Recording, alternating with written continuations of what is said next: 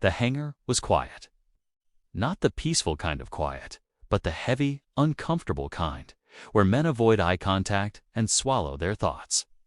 In the center of the vast floor sat a P-51 Mustang. Its long nose, clean wings, and powerful frame were unmistakably American. But there was one detail that sent a chill through every man in the room: a bold, black German cross painted on its side. It felt deeply wrong, in a way no one could quite put into words. It was like seeing a trusted friend wearing the face of a sworn enemy. Pilots, engineers, and high-ranking officers stood in a wide circle around the machine. There were no jokes, no easy laughter, none of the usual bravado that filled these spaces. This wasn't a war trophy meant for display, and it wasn't a piece of propaganda. This was something else entirely, a cocktail of pure curiosity and a deep, gnawing fear. For years, German pilots had been told and had believed that American aircraft were crude. They were fast, sure, but only in a straight line. They were heavy, sloppy in a dogfight, built by faceless factories. Not by proud craftsmen like their own Messerschmitts and Focke-Wulfs. That belief was a comfort. It made the air war feel manageable, winnable. But this Mustang, it was different. It was here, intact, untouched. It hadn't been shot down or crippled. It had landed on their airfield almost politely, as if by invitation. Hans Werner Lurch, one of the Luftwaffe's top test pilots, approached the aircraft slowly. He wasn't excited, not even angry. He was just intensely focused. He had flown the very finest machines Germany could produce, Seecraft engineered with the precision of a Swiss watch, complex and proud. As he reached out and placed his hand on the Mustang's smooth, cold metal skin, he felt something he hadn't expected at all. It wasn't weakness or crudeness. It was a profound, almost jarring, simplicity. The curved cockpit glass reflected his own face back at him. A Luftwaffe pilot, decorated and respected, staring into the heart of an American war machine.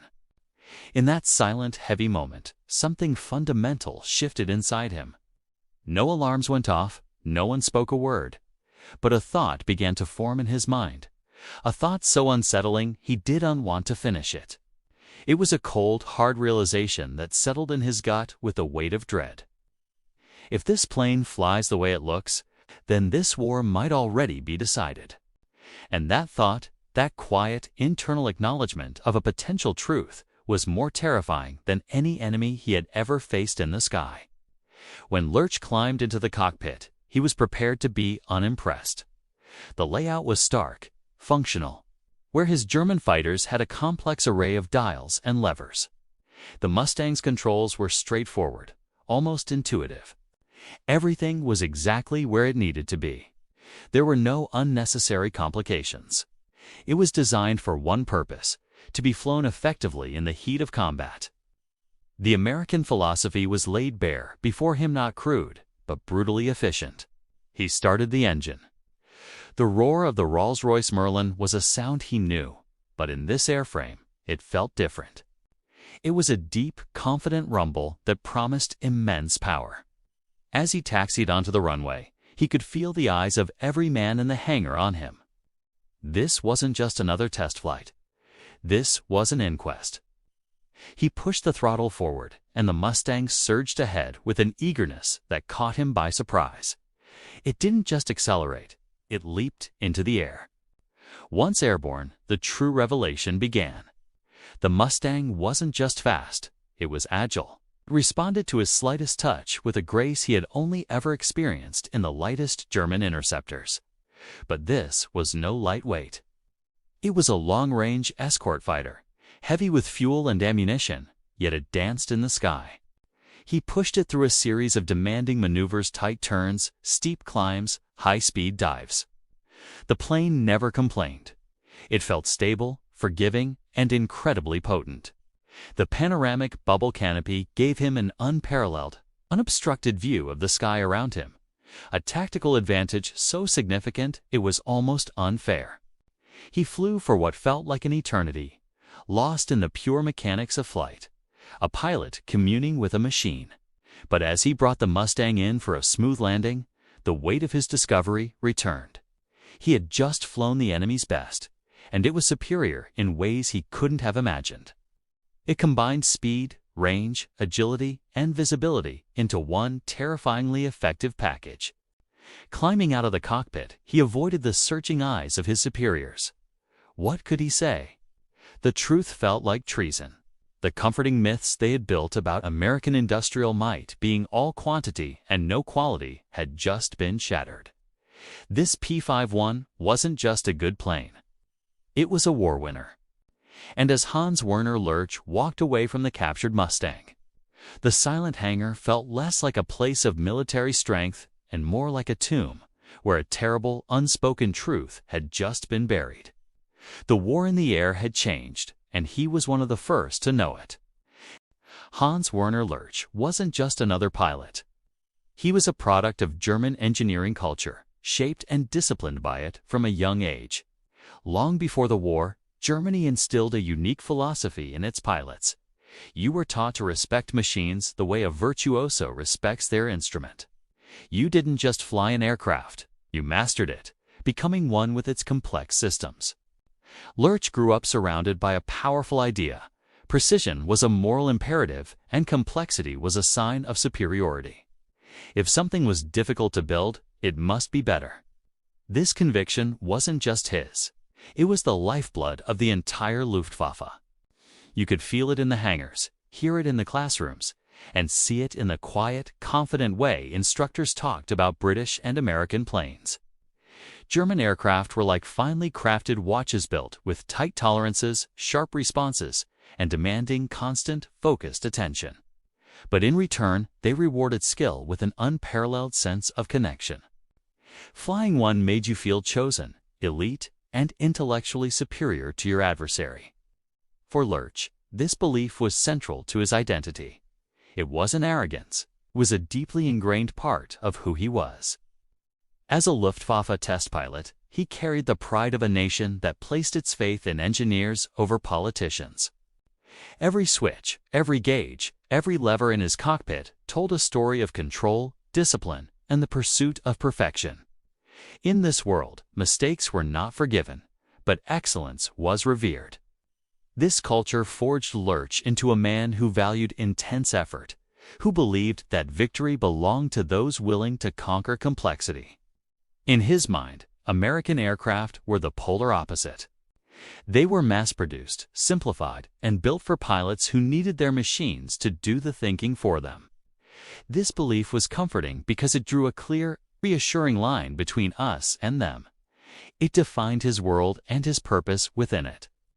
But then, one day, he found himself standing in front of a captured P-51 Mustang. And as he looked at it, that clear line began to blur. This was not the crude, simplistic machine he had been led to expect. This was something different, something elegant in its own way. And for the first time in his entire career, the unwavering confidence he had carried like a badge of honor didn't shatter. But it cracked, quietly, like stressed metal pushed just beyond its limit. When the legendary German ace Gunther Rall first climbed into the cockpit of the P-51 Mustang, his reaction wasn't what you'd expect. It wasn't the thrill of touching enemy technology, nor was it awe. It was, surprisingly, confusion. Everything felt lighter. Not flimsy, but honest. The seat was simple. The controls were spaced out with a clear purpose, and nothing was there just to look impressive. This was a stark contrast to what he was used to. In German aircraft, like the Messerschmitt Bf 109, the cockpit wrapped around the pilot like a demanding partner. Every dial, every switch, screamed for attention and precision.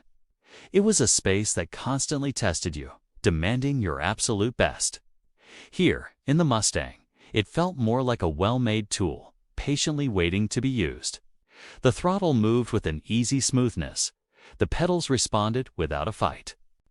It didn't feel like the stiff, refined instrument of a German fighter. It was more like a classic American car solid, forgiving and ready to get to work. What truly struck Rall was how little the aircraft seemed to ask of him just to sit there. There was no need for constant, tiny corrections to keep it stable, no struggle for balance. He didn't get that nagging feeling that one small mistake could lead to disaster. For a pilot trained in a system where you had to prove your skill every single second you were in the air, this feeling was almost disrespectful. He caught himself judging the plane, thinking it was built for average pilots, for men who needed the plane to help them fly. But the longer he sat there, the more that thought began to unravel. The Mustang didn't feel lazy, it felt confident. It was so well designed that it trusted itself, giving the pilot the freedom and mental space to actually think about the mission, not just the mechanics of flying. Rall started to realize that this American plane wasn't trying to test his skills. It was designed to support him, to be an extension of his will. This idea went against the very core of his training and culture. In the German Luftwaffe, mastery was forged through struggle and the taming of a difficult machine. But here, mastery seemed to come from flow, from a partnership between man and machine. As his hands rested on the stick and throttle, he felt a strange mix of skepticism and deep curiosity. This was unto machine built to show off engineering pride, or to be a monument to its creators. It was built to do a job day in and day out, with different pilots in all kinds of conditions, and to bring them home. In that cockpit, on the ground, Gunther Rall understood something profound and a little unsettling. This plane didn't care who he was. It didn't care if he was a 275 victory ace or a rookie on his first flight. It would perform the same for anyone. And that quiet, democratic confidence in its own design was more unnerving to him than any enemy aircraft he had ever faced in the sky. It represented a completely different philosophy of air combat, one that was simple, practical, and brutally effective. The Mustang wasn't just a plane. 'Twas a symbol of a different way of thinking. And for a master of the old way, that was a powerful and humbling realization. Thanks for watching, and if you enjoyed this piece of aviation history, make sure to like and subscribe for more. Have you ever sat in a car and felt like everything was just wrong? The buttons are in weird places, the gauges are confusing, and you spend more time fighting the car than actually driving it. Now imagine that feeling, but you're 20,000 feet in the air, with enemy fighters on your tail. That's the world we're diving into today. This is the story of a top German fighter ace, his encounter with a captured American plane, and a realization that would shake the very foundations of his training. Our story begins with Franz Lurch, a seasoned Luftwaffe test pilot. He'd flown Germany's best, the Bf-109, the Fw-190. These were marvels of engineering, powerful and precise. But they demanded absolute perfection from their pilots. Lurch was used to this. In German aircraft, the pilot served the machine. Switches were placed where engineering dictated, not where a hand would naturally fall. The cockpit was a crowded dashboard of precise gauges, each one demanding constant attention. Flying felt like a high-stakes exam you could fail at any second. Struggle was part of the process. It was a badge of honor. Then, one day, Lurch was tasked with evaluating a captured American P-51 Mustang. As he settled into the cockpit, something felt different. It was a feeling so profound it was almost jarring. In the Mustang, everything was built around the pilot. The layout was intuitive, almost conversational. Key controls were grouped logically. You didn't have to hunt for information. The gauges presented it clearly and simply. The plane didn't demand constant, stressful management. It was designed with the assumption that the person flying it was a human being with human limitations. This wasn't about laziness or cutting corners. It was a fundamentally different philosophy. German design believed the pilot should rise to the level of the machine. It was a testament to the engineer's brilliance, a challenge to be mastered. American design, on the other hand, believed the machine should rise to the level of the pilot. It was a tool designed to enhance the pilot's natural abilities to make their job easier, not harder. For Lurch, this was deeply unsettling. He was trained in a culture that equated difficulty with quality. The struggle to master a complex machine meant you were a superior pilot. A plane that made things easy felt almost insulting. Was this how the Americans fought? By making things simpler. It seemed to go against everything he knew about aerial combat. But as he flew the Mustang, he couldn't deny the truth forming in his gut. Inside the German cockpit, his mind was a frantic storm of calculations, checks, and fear management. He was constantly fighting the aircraft. In the Mustang, his mind was quieter. The mental energy he used to spend just managing the plane was now free. He could think ahead, strategize, and focus on the world outside the canopy. He wasn't just flying, he was fighting. He was a hunter, not a technician. That's when the profound realization hit him. In the brutal reality of a dogfight, the enemy doesn't care how elegant your engineering is. They don't care about the prestige of your aircraft's designer. All that matters is who sees who first. Who reacts quicker? Who can stay sharp longer under immense pressure? The P-51 Mustang gave its pilot mental space. And in the lethal skies of World War II, mental space meant survival. Lurch came to a startling conclusion. German aircraft, like the Bf-19, were monuments to technical brilliance. They were beautiful, complex machines that celebrated the mastery of the pilot who could tame them. The Mustang was different. It wasn't built to flatter engineers. It was built to keep pilots alive. It was a tool of war, designed not just to celebrate mastery, but to multiply it, making a good pilot even better. For the first time, Lurch wondered if his own side had made a fatal mistake. Had Germany mistaken pride for strength? Had they confused complexity with superiority? They had built machines that demanded perfection in a war that rewarded endurance. While German engineering aimed for the ideal, American pragmatism focused on the real, the tired, stressed, human pilot who needed every possible advantage to come home alive. The Mustang wasn't just a plane, it was a philosophy that put the human first. And that simple, powerful idea may have been one of the most decisive weapons of the war. What do you think? Is simpler always better when it comes to high-stakes technology? Let me know your thoughts in the comments below. Thanks for watching, and if you enjoyed this story, be sure to subscribe for more deep dives into history. See you next time. When the engine came alive, Gunther Lurch expected violence, vibration, a struggle for control. This was what he knew. This was the nature of a high-performance fighter. Instead, the Mustang felt calm. It was almost patient, as if it was waiting for his permission to unleash its power. As he nudged the throttle forward, the response was immediate and incredibly clean.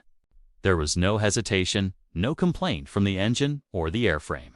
It simply went. The runway started rushing toward him, faster than his finely tuned instincts predicted.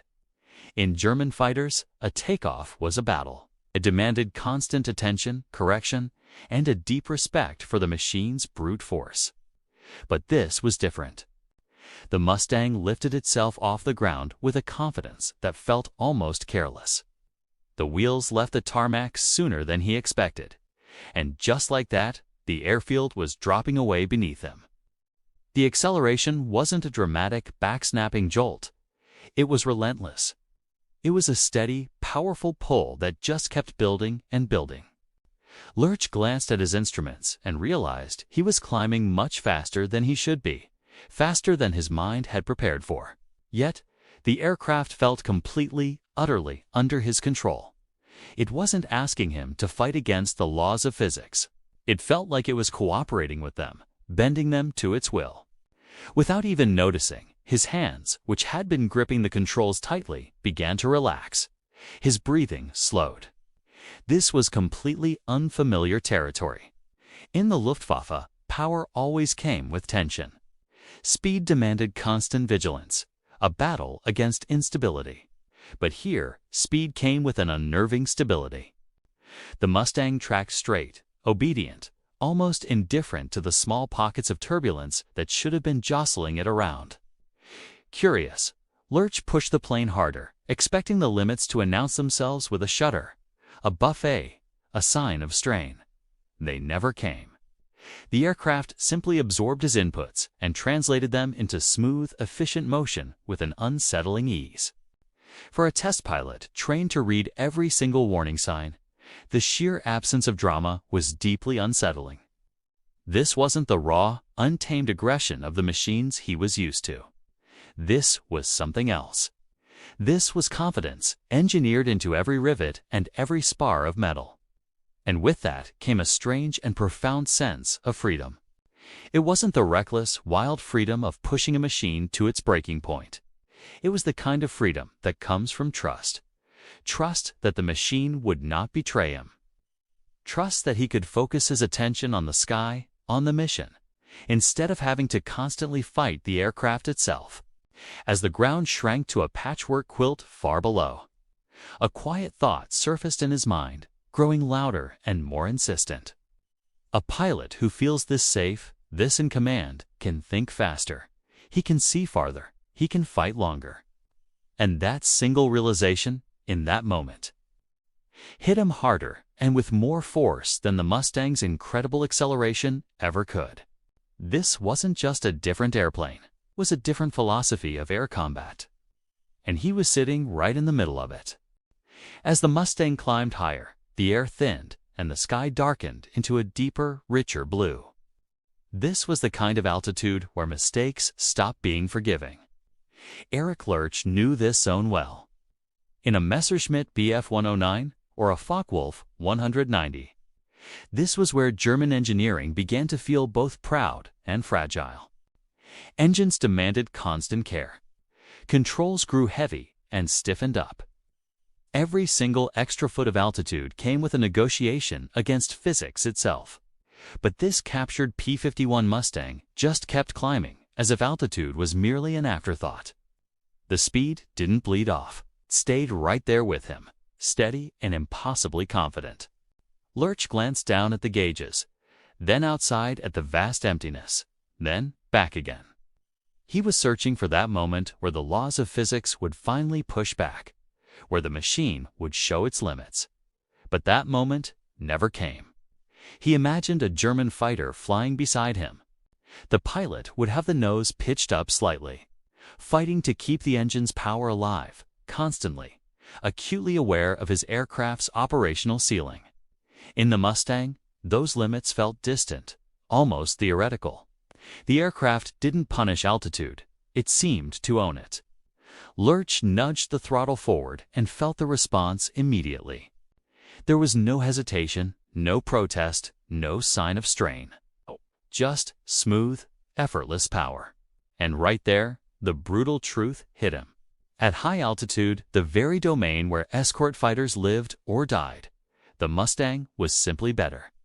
And it wasn't better by a small, marginal amount. It was better by a margin that completely erased hope. Sure, German fighters could sprint in a dive. They could turn on a dime. They could look impressive on paper. But they couldn't stay up here comfortably. Not for long, and certainly not while thinking clearly. Lurch felt the heavy weight of this realization settle into his chest. A pilot flying a Bf 109 up here was working, constantly wrestling with his machine. But a pilot flying a Mustang was operating. One fought the aircraft, the other partnered with it. Speed stayed high, control stayed light. His vision from the bubble canopy stayed crystal clear. He understood then that this wasn't about bravery or even individual skill anymore. It was about endurance. The machine's endurance. Lurch understood something cruel and profound in that moment.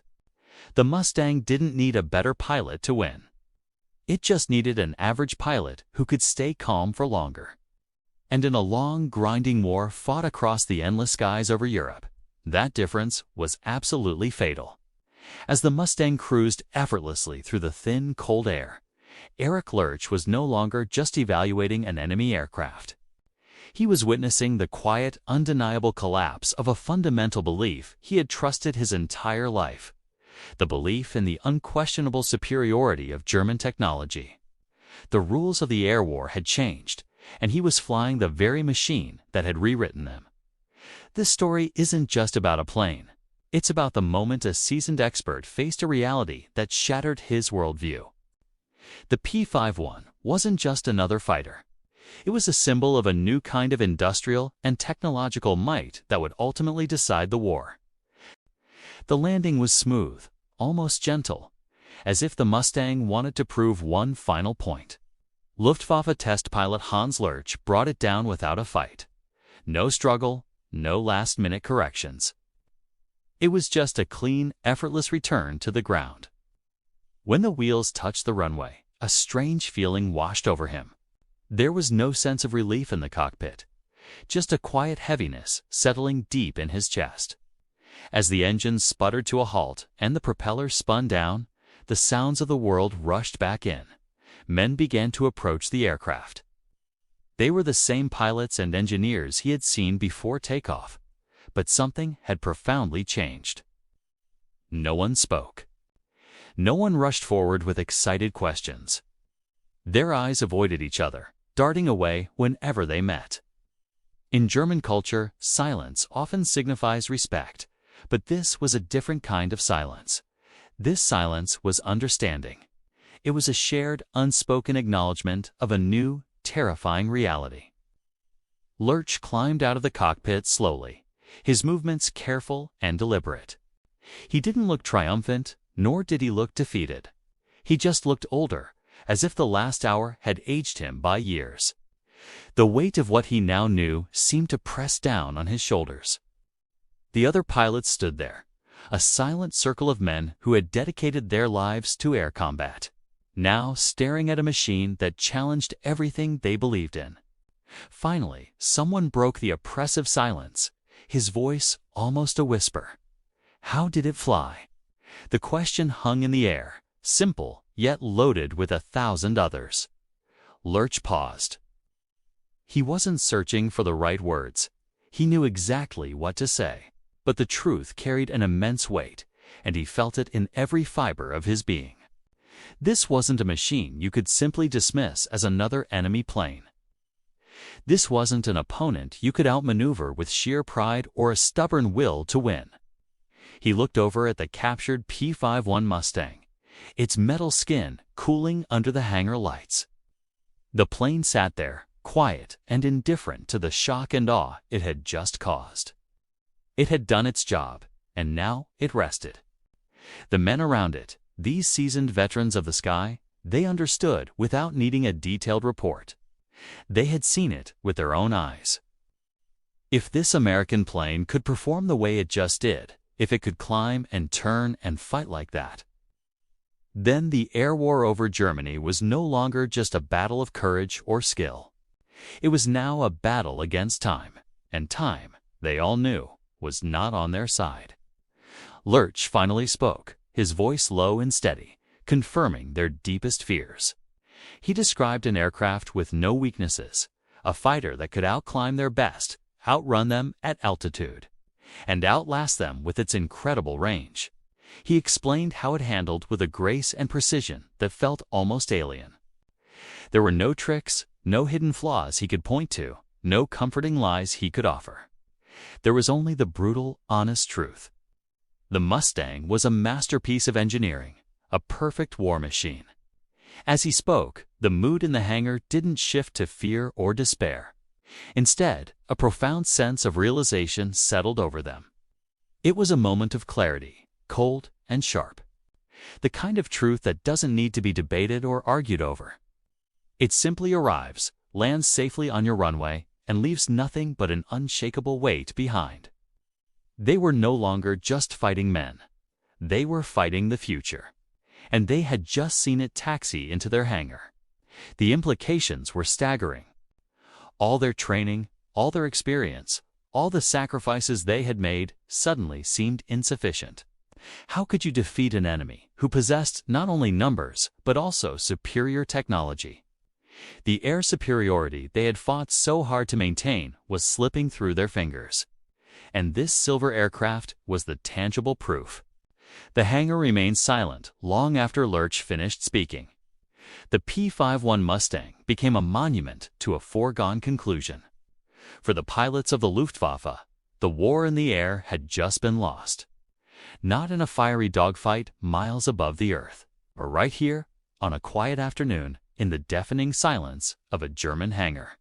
Let's talk about the P-51 Mustang. It's an icon, a legend of the skies. But if we're being honest, the Mustang wasn't perfect. It wasn't the most elegant design, nor the most precise flying machine ever built. It wasn't even the most beautiful, but it never tried to be any of those things. The true power of the Mustang wasn't found in its perfection, but in its profound sense of purpose. This aircraft was born from the harsh reality of a long, grinding war.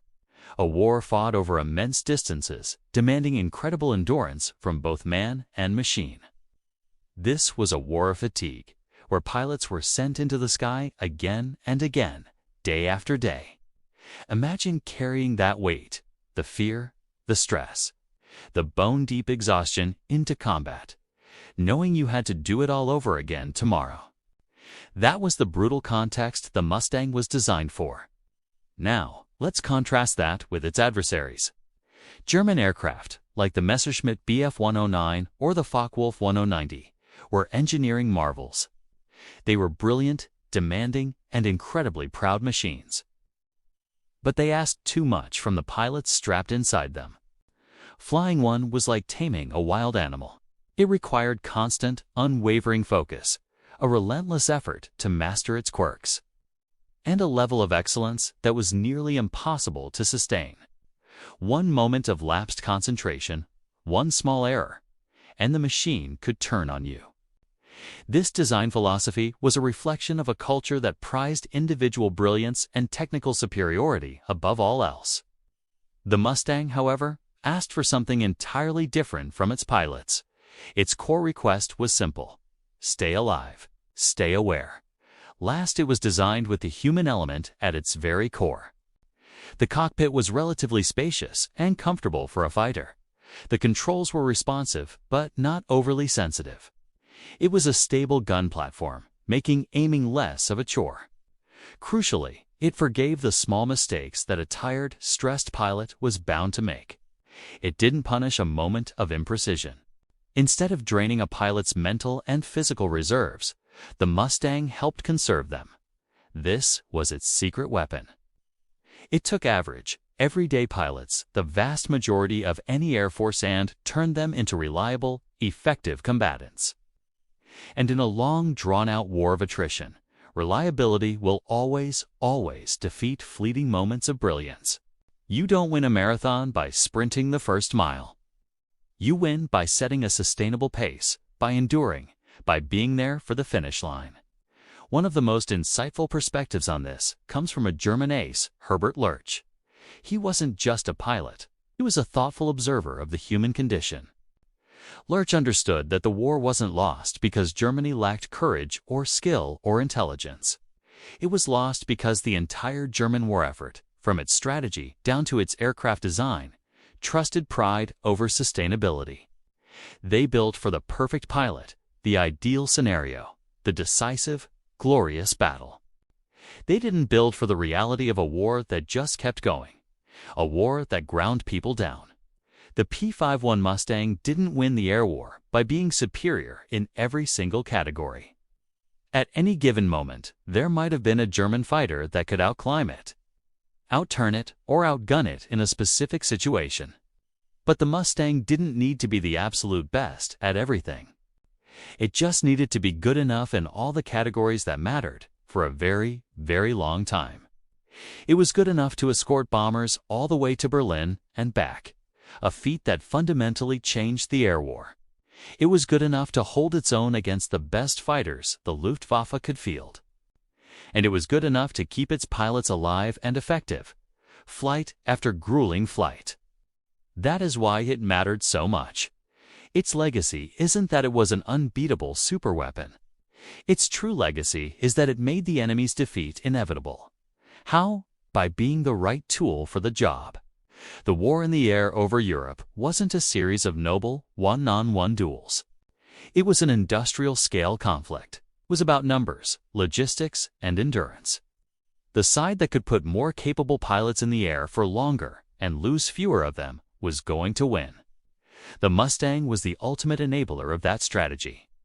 It allowed the Allies to project power deep into enemy territory, systematically dismantling the German war machine, while protecting the bomber crews who were doing the heavy lifting. Think about the psychological impact. For Allied bomber crews, the sight of those little friends, the P-51s, weaving a protective screen around them on the long, dangerous flight home was an incredible morale boost.